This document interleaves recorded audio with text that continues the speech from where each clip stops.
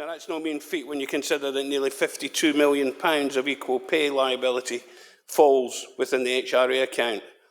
So that's £52 million of rentpayers' money that could have been invested in the housing stock wasted as a result of this administration's failure to grasp the equal pay nettle. It's a shame, really. Every one of us in this council, and every one of us with council housing in our wards, will be only too well aware of the despair some of our tenants are enduring. And I do wonder where we would be now if it hadn't been for the intervention of the regulator and the Ombudsman. The report we have in front of us details levels of investment that will be put in the Birmingham council houses to bring them up to decent home standard.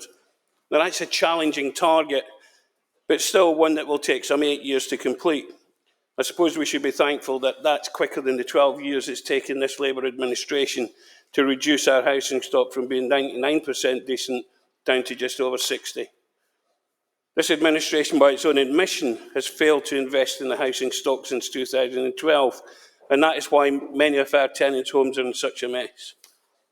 The re-procurement of the repairs and maintenance contract will be key to restoring our tenants' homes to a livable condition. Now, officers are well aware that I have strong feelings about this, and I just hope that this time they take note of consultants' recommendations. This report also highlights the magnificent work the Housing Support Team are doing, despite a constant stream coming through the doors. And yet it's in this area of homelessness prevention where most of the manpower savings are occurring. I just hope that the levels of success can be maintained. Lord Mayor, last time we debated housing in this chamber, we declared the housing emergency, but sadly this administration has done little to help. Its record on delivery of affordable housing is dismal, with the council being seen as a soft touch by developers. A recent example being 525 new apartments in the city centre, of which just 3%, I'll repeat that, 3% will be delivered as being affordable. The city's target is 35%. Yes, this city is seeing homes and apartments built, but sadly not for those who need them most. Over the 8 years of the Conservative-led coalition, the council delivered nearly 7,500 affordable houses, whereas under 11 years of this administration, as at 2023, it delivered just 5,800. And overall, this administration is running 52% below its own target for delivery of affordable housing between 2011 and 2022.